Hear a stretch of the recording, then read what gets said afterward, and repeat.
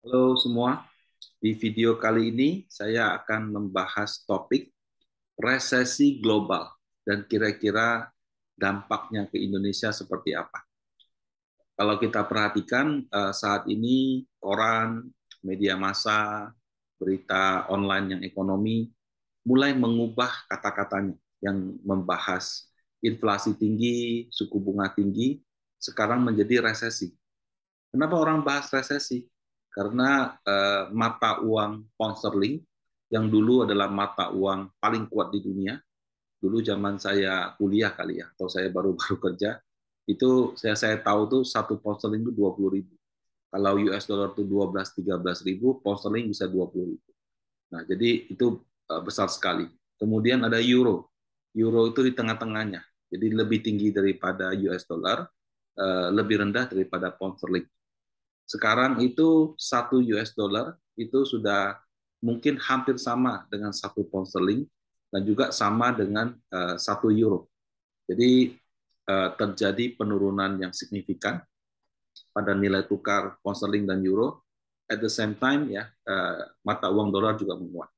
Nah, ini mengingatkan pada krisis mata uang yang pernah terjadi di Asia tahun 97-98. Nah, jadi itulah mungkin yang memicu kenapa yang tadinya orang bahas inflasi suku bunga tinggi, sekarang membahas tentang resesi. Nah, dampak resesi terhadap Indonesia lebih lengkapnya saya akan bahas dalam video ini.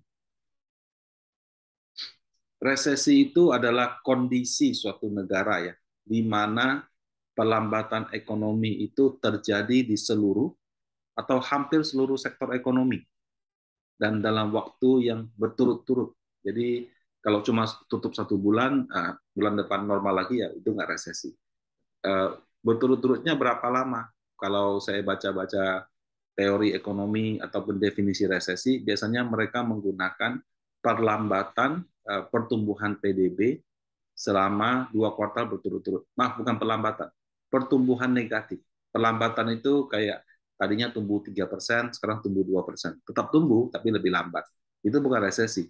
Resesi itu minus 2%, minus 2%. Nah, jadi terjadi pertumbuhan yang negatif pada PDB atau bahasa Inggrisnya GDP selama 2 kuartal berturut-turut. Nah, dengan kriteria itu, apakah Indonesia mengalami resesi? Rasanya tidak. Indonesia itu justru sedang sedang bagus-bagusnya. Kita punya APBN itu punya silpa ya. Silpa itu sisa lebih anggaran, kalau saya nggak salah tadi saya baca mungkin bangsa 300-400 triliun. Kemudian tahun depan ya tergantung Pak Jokowi sih, subsidinya mau seberapa banyak, belanjanya mau seberapa banyak gitu ya. Harusnya juga jauh lebih baik. Jadi APBN kita lebih sehat. Nah, kemudian harga batu bara yang tinggi itu juga membawa berkat bagi ekonomi Indonesia, termasuk juga harga kelapa sawit yang sempat tinggi. Itu juga memberikan berkah lah kepada perusahaan-perusahaan kelapa sawit di Indonesia. Laporan keuangan daripada perbankan itu juga tumbuh. Inflasi memang ada kenaikan, tapi masih jauh lebih rendah dibandingkan Amerika Serikat, Inggris yang 8, 9, 10, 11%. Indonesia tahun ini mungkin kalau nggak 6,5 bisa 7%. Mudah-mudahan bisa lebih rendah daripada itu. Dengan begitu banyak indikator ekonomi yang bagus, sebetulnya Indonesia itu tidak mengalami resesi di 2022. Yang sudah resesi itu Eropa, yang akan resesi itu USA, Amerika Serikat.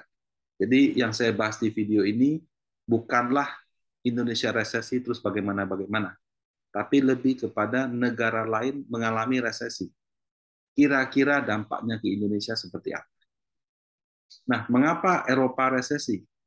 Uh, Resesi itu jangan dianggap sebagai suatu kejadian yang memicu ya, tapi sudah banyak kejadian, oh dirangkum jadi satu, ini resesi. Jadi bukan karena resesi saya pilek, saya ini, oh saya didefinisikan Rudi itu sakit, kurang lebih seperti itu. Nah, di Eropa, Inggris, Perancis, Jerman dan seterusnya, tarif listrik naik, gas naik tinggi, biaya makan, biaya pangan juga naik tinggi. Tingginya tuh bukan 20-30%, Bapak Ibu. 1 kali lipat, 2 kali lipat, 3 kali lipat. Jadi kenaikannya sudah begitu tingginya, sehingga disposable income kalau bahasa ekonomi makro ya, atau bagian penghasilan yang bisa disisihkan itu jauh berkurang. Akhirnya orang fokus, ya udahlah kalau duitnya pas-pasan, makan sehari sekali aja misalnya. Kalau ada anak, udah anak lebih difokuskan seperti itu. Nah, jadi ya namanya kalau orang sudah mengatakan ikat pinggang, ya apa boleh buat, pasti ekonomi juga slow down gitu ya. Nah, makanya tingkat pemesanan makanan online, mungkin kunjungan kemana, jalan-jalan tuh itu akan berkurang. Nah, kalau Amerika itu juga mirip, Bapak Ibu. Mereka juga punya masalah tarif listrik sama BBM yang mahal, kemudian kenaikan biaya hidup, plus mereka juga mengalami guncangan daripada sektor properti. Kenapa? Karena bunga KPR setahun yang lalu itu mungkin cuma 1-2%, karena waktu itu dia punya Fed Fund Rate 0,25%. Sekarang dengan Fed Fund Rate 3 sampai 3,25, berpotensi ke 4,5 sampai 5 di akhir tahun. Nah, itu berarti dia punya KPR dengan harga rumah yang sama 2021 versus 2022, itu beda cicilannya sudah 100%. Jadi gampangnya misalnya di 2021 harga rumah yang A gitu ya, itu kalau cicilan sebulannya 10 juta, 2022 harga rumahnya tidak berubah, dengan KPR yang baru cicilannya itu bisa 20 juta. Nah, kan tidak mungkin gaji orang naik setinggi itu. Jadi sektor properti dia akan terkena cukup parah, dan kalau sektor properti dia kena, biasanya ekonomi dia juga ikut menurun. Nah, itulah resesi yang terjadi di Eropa sama US. Kira-kira apa ya kalau terjadi resesi itu dampaknya ke Indonesia? Kita bisa lihat dari beberapa point of view. Yang pertama dari harga komoditas dulu. Harga komoditas itu ada faktor supply demand. Kalau misalnya supply-nya banyak, demand-nya sedikit, harga akan turun. Kalau demand-nya banyak atau normal, supply-nya berkurang, ya. Nah, itu juga akan membuat harganya naik. Nah, saat ini slowdown-nya ekonomi atau perkiraan orang menuju resesi mungkin membuat orang lebih berhati-hati, sehingga demand-nya atau permintaannya mulai turun. Supply-nya tetap. Nah, makanya sudah kelihatan di penurunan beberapa harga komoditas. Indonesia itu di mata investor asing adalah negara eksportir komoditas. Jadi turunnya harga komoditas itu akan memberikan sentimen negatif untuk Indonesia. Tapi kalau pas saya lihat-lihat ya, Indonesia termasuk cukup beruntung. Kenapa? Impor utama Indonesia nomor satu mungkin adalah BBM. Kenapa? Karena kita punya Pertalite mesti dicampur dulu di Singapura, baru ekspor lagi ke Indonesia. Nah, biaya untuk mencampur, membeli kembali itu besar sekali, Bapak Ibu. Nah, itu import yang sangat besar porsinya. Dan yang sekarang harganya sedang turun. Artinya kalau kita impor minyak, mungkin dulu dengan harga 100, sekarang mungkin bisa dengan harga 90 atau 80. Nah, itu terus terang positif untuk Indonesia. Betul sih, itu kan harganya dalam dolar. Walaupun turun, kalau kursnya naik kan sama aja. Ya paling tidak sama seperti dulu lah. Jadi dalam hal ini impor kita berkurang. Nah, andalan ekspor Indonesia tahun 2021 dan 2022 itu ada 3 item. Nomor 1 adalah batu bara, nomor 2 kelapa sawit, nomor 3 besi baja. Nah, untuk 3 hal ini, saya besi baja saya nggak punya datanya. Harga kelapa sawit sudah turun ke level di awal tahun, tapi masih dalam harga yang menguntungkan. Kemudian batu bara. Batu bara itu surprisingly masih tinggi. Kenapa? Karena khususnya untuk batu bara dan gas, itu ada masalah supply demand yang akut. Uni Eropa itu banyak mengimpor gas dari Rusia.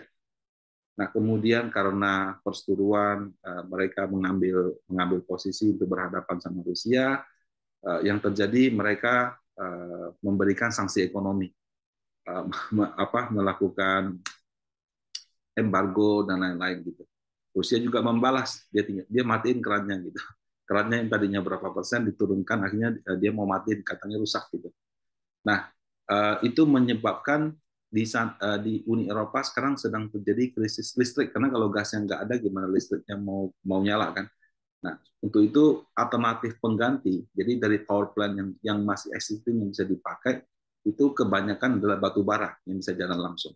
Untuk itu negara Uni Eropa membeli batu bara dari seluruh dunia supaya mereka punya listrik bisa jalan kembali. Nah, itu terjadi supply demand yang masalah supply demand yang akut. Jadi demand-nya ada, ya, supply-nya itu hampir berhenti total. Nah, barang substitusinya adalah batu bara, makanya harga batu bara tinggi. Nah, kalau misalkan mereka menemukan pengganti, bagaimana? Tidak segampang itu juga. Karena dari Rusia ke Uni Eropa itu mereka sudah bikin pipa bawah laut, laut itu. Kalau kita baca-baca yang orang bilang Nord Stream gitu ya. Nah, itu dibikin pipa, jadi antarnya itu efisien, volumenya juga banyak. Tapi kalau misalnya mereka harus beli dari Amerika Serikat, harus beli dari negara lain, itu kan belum ada pipanya. Berarti kan harus taruh di kapal, kapal kirim ke sana. Biayanya pasti juga cukup mahal, Bapak Ibu. Kemudian kalau mau bangun fasilitas pipa seperti itu, jaraknya lebih jauh dan tentunya belum tentu sempat kalau apa namanya dengan cepat menggantikan suplai dari Rusia. Nah, ditambah lagi musim dingin itu orang menyalakan pemanas, jadi kebutuhan akan energi itu akan semakin tinggi. Perang ini juga nggak kelihatan ujungnya di mana. Yang orang pikir mau selesai cepat, kok sepertinya makin hari makin runyam gitu ya. Kemarin sempat di apa ungkit-ungkit Taiwan juga mau kejadian. Oh sekarang ngomongannya mau perang nuklir.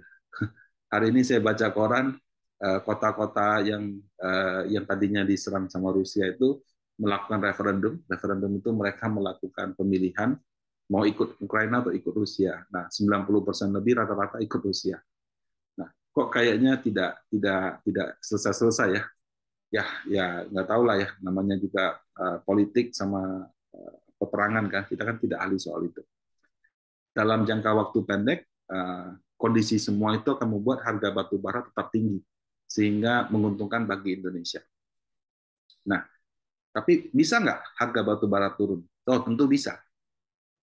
Suka tidak suka, minyak bumi ya itu masih menjadi motor daripada harga komoditas lainnya, terutama yang terkait dengan energi. Jadi kalau misalkan harga minyak dunia naik, yang lain ikut naik, harga minyak dunia turun, yang lain ikut turun. Kondisi unik dari masing-masing itulah yang nantinya menentukan kira-kira dia itu naiknya jauh lebih atas atau cuma naiknya sedikit aja. Nah, kalau harga minyak dunia turun dari kemarin 100-an sekarang sudah 80 dan mungkin turun bisa di bawah itu, suka tidak suka ya, sedikit banyak pasti akan mempengaruhi harga harga energi yang lain. Nah, jadi kalau misalkan terjadi situasi seperti itu, menurut saya harga batu bara juga cuma soal waktu dia turun.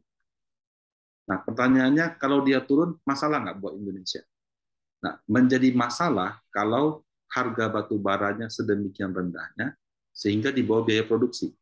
Biaya produksi batu bara di Indonesia itu kalau saya lihat laporan keuangan kurang lebih ya. Ini very perkiraan yang sangat sangat estimate yang sangat kasar ya. 40 sampai 45 US dollar per ton. Jadi kalau sekarang harganya jadi 100 dolar per ton, turun 75% dari 400 dolar, itu masih bagus-bagus saja. Kenapa? Karena biaya produksinya itu nggak sampai setengahnya. Nah, memang sih batu bara itu ada grade-grade-nya. Jadi kalau kita bilang harga batu bara dunia 100, mungkin harga batu bara yang di perusahaan-perusahaan Indonesia yang grade-nya lebih rendah tidak sampai 100. Mungkin bisa 60, 70, 80. Tapi dengan harga 60, 70, 80 pun terus terang masih menguntungkan bagi Indonesia. Nah, jadi kalau kita berbicara bagaimana sektor batu bara, kalau saya bahas perusahaannya sih harusnya cukup bagus. Kenapa? Karena dengan biaya produksi cuma 40 sampai 50 ya katakan seperti itu, maka dia punya laba bersih masih akan besar. Dan kemudian tidak akan aneh kalau tiba-tiba dia bagikan dividen income, di tengah-tengah bagikan dividen. Jadi perusahaan batu bara yang menurut saya masih akan sangat oke. Nah, tapi harga saham batu bara itu belum tentu. Sebab harga saham batu bara itu ada unsur fear and greed-nya. Jadi kadang-kadang orang sentimennya terlalu bagus, buy terus. Mau harganya sudah mahal, orang nggak peduli. Ada juga kondisi di mana begitu ketakutan, semuanya sell gitu. Nah, itu bisa membuat harga saham batu bara naik turun, walaupun harga batu bara dunia itu masih mungkin tidak banyak berubah. Nah, kadang-kadang juga banyak investor yang tidak rasional. mungkin mereka menggunakan acuan, wah ini kalau harga batu bara turun, berarti harga sahamnya juga akan ikut turun. Padahal belum tentu demikian. Nah, jadi dalam dalam konteks yang saya bahas hari ini, lebih ke kinerja daripada perusahaan batu bara, bukan harga saham batu bara. Nah, bagaimana dengan kurs mata uang? Pound sterling sudah setara 1 US dollar. Euro juga sudah setara 1. Ini rupiah gimana? Apakah akan ikut melemah atau malah akan bertambah kuat? Kalau kita bicara konteksnya resesi ya, jadi dengan mengesampingkan bahwa tidak ada inflasi tinggi, tidak ada suku bunga naik tinggi, resesi itu berarti suatu negara ekonominya bermasalah. Nah, kalau negara dia bermasalah, tinggal dilihat lawannya siapa. Oh, kalau misalnya Inggris bermasalah, US bermasalah, wah itu kacau deh. Nggak tahu siapa yang turun, karena sama-sama turun gitu. Tapi kalau misalnya US-nya bermasalah, Indonesia-nya baik-baik saja, gitu ya. Nah, berarti kan logikanya harusnya dia punya mata uang melemah terhadap Indonesia. Jadi kondisi ekonomi itu juga menjadi salah satu yang menentukan. Contoh misalnya Turki. Turki itu kan sangat mengandalkan tour and travel. Gitu. Begitu pandemi, wah mereka kena, pesawatnya kena, kemudian tour and travelnya juga kena. Apa yang terjadi? Suku bunganya sudah belasan persen, tapi tetap saja kurs dia jatuh. Jadi kadang-kadang kalau ekonominya sudah tidak bagus, suku bunga yang tinggi itu kadang-kadang belum tentu loh bisa menahan yang namanya penurunan nilai mata uang. Jadi kalau kita bicara perbandingan kurs mata uang, tetap harus lihat kondisi dua negara. Tapi ya khusus untuk Amerika itu dia special case gitu. Kenapa? Karena dia punya mata uang terlalu dominan, dipakai di seluruh dunia, mungkin hampir 60-65%. Dan karena orang yang memakai itu dia juga tidak ngerti Amerika sedang bagaimana, ya kadang-kadang inflasi resesi di sana tidak terlalu jadi persoalan. Yang dilihat itu adalah suku bunganya. Makin tinggi suku bunga US akan semakin berharga. Makin rendah suku bunga US akan semakin kurang berharga. Kenapa inflasi resesi tidak begitu dilihat? Ya karena dia dipakai di negara lain. Ya. Jadi transaksi antar orang A dan B di negara lain itu menggunakan dolar. Jadi buat dia ya apa yang terjadi di sana it's not my problem gitu. Nah, jadi kalau seperti itu, yang jadi pertanyaan berikutnya adalah kalau misalnya resesi, suku bunganya Amerika bagaimana? Nah, untuk bisa keluar dari resesi, terus terang pilihannya cuma satu, Bapak Ibu, turunkan suku bunga. Kalaupun tidak bisa turunkan, paling tidak menahan supaya tidak naik tinggi. Nah, jadi kalau misalnya 2023 terjadi resesi pada Amerika Serikat, bisa saja arah suku bunganya itu berpotensi turun. Berbeda total dengan 2022. 2022 kenapa dolar bisa naik begitu tinggi? Karena mereka mengesampingkan dulu masalah resesi. Inflasinya dia mau tackle dulu. Nah, untuk men-tackle inflasi, mereka naikkan suku bunga secara agresif. Makanya mata uangnya menguat.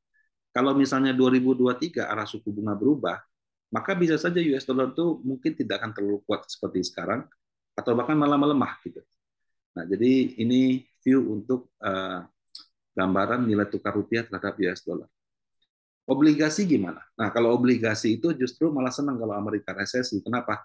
Karena harga obligasi ini kan turun karena suku bunga naik. Yang naik bukan cuma Amerika, suku bunga Indonesia juga naik. Kalau misalkan suku bunga turun karena resesi, berarti kan teori yang sama berlaku, harga obligasi naik. Jadi makin cepat US resesi, justru makin cepat harga obligasi akan rally kembali. Kapan US resesi? 2023 kelihatannya. Suku bunga kapan akan berubah arah? Perkiraan ada banyak. Ada yang mengatakan, oh enggak, ini masih urusan 2025. Ada juga yang memperkirakan 2023 pertengahan atau 2023 mendekati akhir, suku bunga sudah mulai akan turun. Kalaupun belum turun, paling tidak pembicaraan akan turun, itu sudah kuat sekali. Gitu. Jadi obligasi itu justru diuntungkan dari ada namanya resesi. Nah, selanjutnya kalau kita sudah bahas nilai tukar, sudah bahas obligasi, berikutnya adalah saham. Nah, kalau saham tentu kalau aktivitas ekonomi melambat, permintaan turun, ya laba bersih daripada emiten juga bisa turun. Dan kalau konteksnya adalah komoditi super cycle, ya mungkin juga sudah akan berakhir komoditi super cycle-nya, di mana harga komoditi sudah mulai kembali ke harga yang normal. Terus bagaimana dong? Apakah indeks akan crash gitu ya? Indeks tidak usah resesi pun juga bisa crash, tidak usah khawatir. Jadi naik turunnya saham di bursa itu hal yang biasa. Kadang-kadang ketakutan yang berlebihan atau euforia yang berlebihan itu bisa bikin harga naik atau turun. Nah, yang saya lebih perhatikan adalah tema. Kalau di 2022 komoditi super cycle menjadi pendorong kenaikan harga saham. Kalau harga komoditi sudah turun dan sekarang resesi, yang orang lihat itu apa? Nah, yang mungkin nanti dilihat di 2023 atau pada saat resesi itu adalah negara mana yang kena resesinya paling ringan dampaknya. Nah, salah satu teori yang dipakai adalah berapa sih porsi konsumsi domestik dalam PDB. Jadi kalau kita pernah belajar teori ekonomi makro, pendapatan domestik bruto itu adalah C, konsumsi, tambah I, investasi, tambah G, government spending, tambah ekspor kurang import. Jadi CIGXM. Konsumsi, investasi, government spending, ekspor kurang import. Nah, dari PDB itu, bobot yang paling besar di C itulah yang kira-kira akan survive. Kenapa? Karena dia tidak terlalu tergantung sama ekspor import. Jadi kalau ekspor importnya slow down, ya nggak apa-apa. Mereka bisa hidup dari konsumsi, investasi. Investasi itu orang bangun pabrik, kemudian investasi pasar modal, dan lain-lain. Plus yang satu lagi adalah government spending. Ya, government spending itu bobot di PDB Indonesia sangat rendah.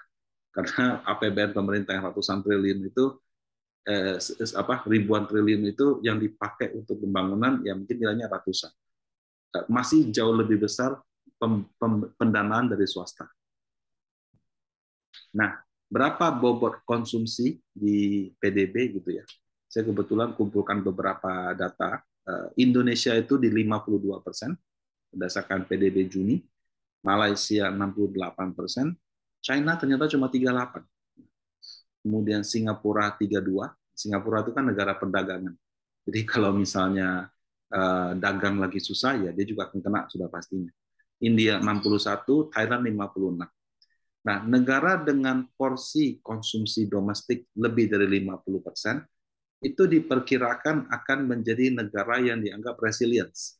Kenapa? Karena masalah ekspor impor begitu ekonomi slowdown mereka nggak terlalu kena. Jadi yang dicari mungkin ya yang di atas 50%. Tapi belum tentu juga. Kenapa? Karena USA juga lebih dari 50%, tapi dia masalah, betul. Jadi dominan pada konsumsi domestik itu bukan jaminan, apalagi kalau daya belinya rendah gitu. Jadi tidak hanya konsumsi domestik yang besar, tapi pada saat yang sama daya belinya bagus, inflasinya rendah. Jadi kalau di 2023 atau pada saat terjadi resesi global, yang namanya uang itu kan tetap harus kerja. Mereka harus tetap investasi. Cuma tinggal masuk ke negara mana yang kira-kira resikonya paling kecil dan ada prospek pertumbuhan. Nah, kalau 2022 orang lihat harga komoditas, bisa saja ketika terjadi resesi global, yang dilihat itu negara mana yang pertumbuhannya masih tetap tumbuh, PDB-nya masih tumbuh, dan lebih banyak mengandalkan konsumsi domestik. Indonesia secara angka bagus. Mudah-mudahan saja waktu resesi global, Indonesia kembali menjadi pilihan negara asing dalam menginvestasikan uangnya, sama seperti di 2022 ini, waktu negara lain sedang susah, hanya Indonesia yang asingnya masih tetap net buy dan IHSG-nya naik. Nah, kurang lebih demikian sharing dari saya. Semoga bermanfaat dan terima kasih.